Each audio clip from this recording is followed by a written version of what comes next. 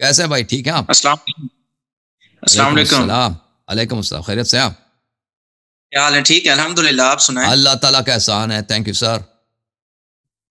اچھا سر، میں آج نا 3 کوسچنز لایا ہوں، تو اس کے بارے میں پوچھنا تھا ذرا. جی تو سر. کہاں سے کال کیا آپ نے مولوی صاحب؟ جی میں پاکستان سے. اوکے جناب، حکم کریں. جی تو میرا پہلا کوسچن یہ ہے کہ ہمارے اہل سنت جو ہیں ان کے نزدیک یہ ہوتا ہے، یعنی کہ حدیث کی اوتھینٹسٹی کو دیکھا جاتا ہے، یعنی علم الرجال کے ذریعے بھی دیکھا جاتا ہے، اور یعنی کہ بہت سارے اسپیکٹس ہوتے ہیں ان کے ذریعے دیکھا جاتا ہے. تو اب یہ سوال پیدا ہوتا ہے کہ جو شیعہ حضرات ہیں ان کے نزدیک حدیث کی اوتھینٹسٹی کیسے مطلب اس کو دیکھیں، یہ علم رجال کے جتنے اصول ہیں نا، علم حدیث، علم جرح و تعدیل کے جتنے اصول ہیں، یہ کوئی شرعی اصول تو نہیں ہے نا. یہ نہ کوئی حدیث ہے نہ قرآن کی آیت ہے، یہ علماء نے خود بنا دیا. یہ علماء کے اپنے اجتہادات ہیں، علماء نے خود بنائی ہیں. لہذا اگر کوئی شخص ان سے اتفاق نہ کرے، کہہ دے کہ آپ کے اس قاعدے میں خلل ہے، اس نے کوئی قرآن و سنت کی مخالفت نہیں کی ہے. آپ سمجھ رہے ہیں نا میری بات کو؟ کہ صحیح حدیث کیا ہوتی ہے، صحیح حدیث کی تعریف کیا ہے، اور صحیح حدیث کے روات میں کون سے خصال ہونے چاہیے، یہ سب کے سب یہ علماء کے اقوال ہیں. علماء نے، اور یہ علماء کے درمیان اختلافی بھی ہے، ایسا نہیں کہ سب مسائل اجماعی ہیں، ان میں سے بہت سارے اختلافی بھی ہیں. تو ان کو پہ اگری کرنا یہ کسی لیے کہ ضروری نہیں ہے. یہ ایک طرف سے. دوسری جانب سے دیکھیں کہ ہمارے ہاں حدیث کے نقل اور آپ کے ہاں حدیث کے نقل کا طریقہ بہت مختلف ہے. ہمارے ہاں رسول صلی اللہ علیہ وسلم کے زمانے سے، امیر المؤمنین علیہ السلام کے زمانے سے احادیث کو لکھنا اور کتابی صورت میں اس کو منتقل کرنا اس زمانے سے شروع ہوا تھا. اوکے. تو اگر ایک شخص وہ ثقہ ہے اور وہ مجلس میں جاتا ہے، کتاب کے ساتھ لے کے جاتا ہے، امیر المؤمنین علیہ السلام خطبہ دے رہا ہوں، وہ لکھ لیتا ہے، ٹھیک ہے نا، اس کے بعد وہ جو احادیث کو لکھ لیتا ہے. تو یہ ان کتب کو شیعہ حضرات جو ہے ان کی قیمت کرتے تھے، ان کی قدر جانتے تھے، ان کی بڑی جان دل و جان سے اس کی محافظت کرتے تھے، اور ان کتابوں کو نقل کرتے تھے. اس زمانے میں لازمی بات ہے پرنٹنگ پریس نہیں ہوتا تھا، تو کتابوں کو نقل کرنے کا یہ طریقہ ہوتا تھا کہ اس کو دوبارہ اس کی کاپی بنائی جائے، یا یہ ہے کہ وہ جس نے کتابیں لکھی ہیں وہ کہیں بیٹھ کے وہ پڑھتا تھا، اس کے شاگرد لکھتے تھے، ٹھیک ہے نا. تو یہ سلسلہ چلتا گیا. پھر ہوا یہ کہ معاویہ کے زمانے میں، اور پھر اس کے بعد بنی مروان کے زمانے میں، واقعہ کربلا کے بعد حجاج بن یوسف کے زمانے میں شیعوں پہ بڑی، معاویہ کے زمانے میں بھی، اور پھر حجاج بن یوسف بنی مروان کے زمانے میں شیعوں پہ بہت سخت مشکل حالات پیش آئے کہ جن جو لوگ بھی پتہ ہوتا تھا کہ یہ شخص شیعہ، اس کو قتل کیا جاتا تھا. اور ان کو اگر کوئی شخص اس کے خلاف گمان بھی ہوتا تھا کہ یہ شیعہ ہے، اس کو قتل کیا جاتا تھا، اس کے زمین پہ قبضہ کیا جاتا تھا، اس کے گھر کو خراب کیا جاتا تھا. یعنی اس طرح ہوا یہ کہ شیعوں کو تقریباً قتل عام کیا گیا. اور یہ بہت ساری اس طرح کی کتابیں جو تھیں، جو ائمہ رسول صلی اللہ علیہ وسلم کے اصحاب نے لکھی تھیں، اور امام علی علیہ السلام، امام حسن، امام حسین علیہ السلام کے اصحاب نے لکھی تھیں، یہ تقریباً یہ ضائع ہو گئی. اس کی وجہ کیا ہے؟ اس کی وجہ وہ سخت سیاسی حالات کہ جن کے پاس کتابیں تھی بھی انہوں نے چھپا دی کہ بھئی ہم پکڑے جائیں گے تو قتل ہو جائیں گے. تو پھر جب دور آیا امام زین العابدین علیہ السلام کا، امام محمد باقر علیہ السلام کا، امام جعفر صادق علیہ السلام کا، اس زمانے میں انہوں نے پھر ایک دفعہ جب بنی امیہ کا حکومت کا تختہ کمزور ہو گیا، پھر تختہ ان کا الٹ گیا، اور ایک طویل عرصہ تھا، 2-3 دہائی کہ یہ عالم اسلام میں خانہ جنگی تھی بنی امیہ اور بنی عباس کے درمیان اور زیدیہ کے درمیان. تو اس مدت میں امام محمد باقر علیہ السلام نے اور امام جعفر صادق علیہ السلام نے اس سے فائدہ اٹھایا، اور ہزاروں کی تعداد میں انہوں نے کتابیں لکھوا دی. شیعہ روات نے پھر کتابیں لکھ دی. یہ کتابیں ضائع نہیں ہوئی، پھر یہ کتابیں ضائع نہیں ہوئی.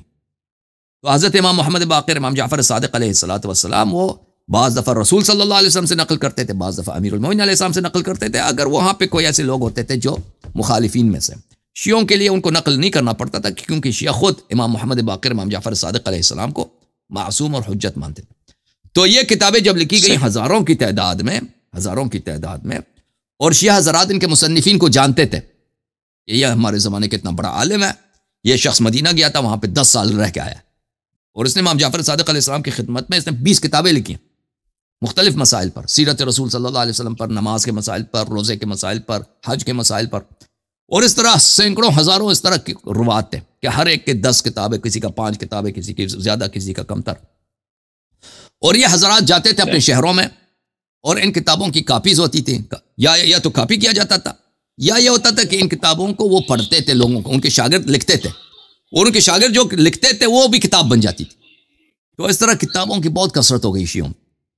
اور پھر یہ کتابیں شیعہ ان کو جانتے تھے، ان کے مصنفین کیا معتبر مشہور، جیسے آپ لوگ بخاری مسلم کو جانتے ہو نا، اب بخاری مسلم اس کے مصنفین کون ہیں، یہ معتبر ہے، شیعہ بھی اسی طرح جانتے تھے.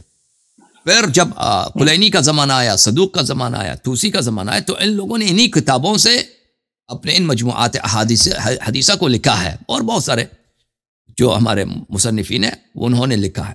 تو اس لیے ہمارے احادیث نہایت ہی علمی طور پر امانت داری کے ساتھ اور نہایت ہی ایک مطمئن علمی طریقے سے جمع کی گئی ہیں. یہ بہت مختلف ہے جماعت مخالفین سے کہ کسی صحابہ نے وہ کبھی لکھا ہی نہیں ہے رسول صلی اللہ علیہ وسلم سے، انہوں نے کبھی نقل کی تو نقل کی، نقل نہیں کی تو نقل نہیں کی، پر تابعین نے ان سے سنا، تابعین نے ان سے سنا، پھر بعد میں 150 سال کے بعد لوگوں نے لکھنا شروع کر دیا نا. یہ بہت مختلف طریقہ ہے. جی سر. اس لیے شیعہ حدیث جو ہیں سب صحیح ہیں، سب شیعہ حدیث صحیح ہیں، مگر وہ حدیث جو ہمارے مشہور معروف کتب میں نہیں ہے. ٹھیک ہے نا. جی سر بولیں. ٹھیک ہے. تو سیکنڈ کوسچن میرا یہ ہے کہ مطلب آپ کے نزدیک یہ ہے کہ جو ہمارا قرآن ہے وہ اس وقت نامکمل ہے، اس وقت جو ہے جو قرآن موجود ہے اس میں کہ کچھ آیات غائب تو سب صحابہ کا یہ قول ہے. جی سب صحابہ کا یہ قول. جی. تو مجھے مطلب یہ بتائیے کہ کتنی آیات ہیں جو غائب ہوئے ہیں اس وقت. بخاری مسلم میں اگر دیکھیں ہمارا عقیدہ نہیں ہے. ابی ابن کعب، عمر ابن خطاب، عبداللہ ابن عباس کا ان کا قول ہے کہ 90% غائب ہو گیا، 90% کے لگ بھگ غائب ہو گیا. یہ بخاری مسلم دونوں میں موجود ہے. قرآن کے 30 پارے سے اللہ جانتا ہے. ٹھیک ہے نا. اچھا. تو اچھا میرا جی تو میرا تھرڈ کوسچن یہ ہے کہ جو شیعہ حضرات ہیں تو ہم مطلب کیسے پہچانے کہ کون سا شیعہ صحیح عقیدہ ہے مطلب شیعوں کے لحاظ سے. وہ جو اپنا دین اہل بیت طاہرین علیہ السلام سے لے، اپنے سے نہ بنائے. وہ لوگ کم ہیں، وہ لوگ کم ہیں شیعوں میں، وہ ان کی تعداد کم ہے. وہ شیعوں میں بہت قلیل لوگ جو اپنا دین اہل بیت، سبھی کہتے ہیں ہم اہل بیت علیہ السلام کی اتباع کرتے ہیں، لیکن ان کو جو مار پڑتی ہے نا 2 طبقوں سے پڑتی ہے، ذاکرین سے اور علماء سے. ذاکرین علماء ان دونوں کا کام کیا ہے؟ اپنے سے بنا کے دین میں داخل کر دینا. وہ اپنے سے عقائد بناتے ہیں ذاکرین حضرات. علماء کرام اپنے سے عقائد بھی بناتے ہیں، اپنے سے احکام حلال حرام بھی بناتے ہیں. تو یہ بھی حقیقی شیعہ دیکھیں تو دنیا میں بہت کم ہے. جی سر. صحیح. اچھا یہ بتائیے، یہ جو ایران والے موویز بناتے ہیں جیسے کہ شہید کوفہ ایک مووی ہے، تو ایک اور موویز جیسے جاری جیسے مختار نامہ مووی جو آ گئی ہیں، تو یہ بتائیے کہ یہ موویز صحیح ہیں جو وہ کہ بنا رہے ہیں. میں نے تو شہید کوفہ کو نہیں جانتا کون سی مووی ہے. بہرحال ایرانی حکومت ایک منحرف حکومت ہے، نہایت ایک منافق حکومت ہے. اس کا نعرہ ہے اسلام، لیکن اس کا سارے کام اسلام کے خلاف ہیں، دین کے خلاف ہیں. وہ موویز بناتے ہیں، وہ اپنی مصلحت کے لیے بناتے ہیں نا، وہ اپنے فائدے کے لیے بناتے ہیں. وہ ایرانی گورنمنٹ ایسی چیز میں پیسہ نہیں ڈالے گا جس میں اس کا کوئی سیاسی فائدہ نہ ہو. ٹھیک ہے نا. تو ان منافقین سے آپ توقع نہ کریں کہ یہ دین کی خدمت کریں گے. یہ دین کو ہر لمحہ اپنی مفادات، دنیائی مفادات کے لیے قربان کرنے کے لیے بہت خوشی سے تیار ہے. وہ اگر کوئی ایسی مووی بنائے مثلا مختار، جو مذہب اہل بیت علیہ السلام ہے، وہ کوئی اتنا کوئی اچھا، اس کا کوئی شیعہ ہی نہیں ہے بھائی، وہ آدمی شیعہ ہی نہیں ہے، اور اس کی بڑی مذمت ہے ہمارے احادیث میں. اس نے اچھے کام بھی کیا. اب اس کو ایک شیعہ ہیرو کی طرح اس کو پیش کیا جا رہا نا. اس کے پیچھے سیاسی مفادات ہیں. سیاسی مفادات یہ ہیں کہ اہل بیت علیہ السلام نے ہمیشہ اپنی شیعوں کو فرمایا کہ تم انقلاب نہ کرو، انقلاب کرنے سے سختی سے منع ہے. تو اہل بیت علیہ السلام کی تاریخ میں تو کوئی انقلابی تھا ہی نہیں جی، کوئی انقلابی نہیں تھا. امام علی علیہ السلام نے ابو بکر عمر کے خلاف انقلاب نہیں کیا. امام حسن علیہ السلام نے نہ صرف انقلاب نہیں کیا، ابو خلافت ہی اس کو دے دی، معاویہ کو دے دی. امام حسین علیہ السلام نے کوئی انقلاب نہیں کیا. امام حسین علیہ السلام نے بار بار مصالحہ حاصل کرنے کی کوشش کی کہ مجھے جانے دو، مجھے زندہ رہنے دو، میں تم سے نہیں لڑتا بھائی، مجھے جانے. انہوں نے کہا کہ ہم آپ کو نہیں جانے دیتے. ٹھیک ہے نا. باقی ائمہ علیہ السلام نے کسی نے انقلاب نہیں کی. سب نے شیعوں سے فرمایا کہ اپنے گھر بیٹھو، حکومتوں سے پنگا نہ لو. ٹھیک ہے نا. تو ان کو یہاں پر کس کو ملا؟ انہوں نے مختار کو تو شیعہ بنانا ہے نا. انہوں نے مختار کو شیعہ، ایک ولی اللہ، ایک بہت ہی مومن شخص بنا دینا تاکہ ان کے انقلاب صحیح ہو جائے. ایرانی حکومت کی جو کیونکہ شیعہ مذہب میں ان کے انقلاب کو ایک کفر ہے، ایک فسق ہے. تو انہوں نے مختار کو ایک ولی تو بنانا. جی بالکل.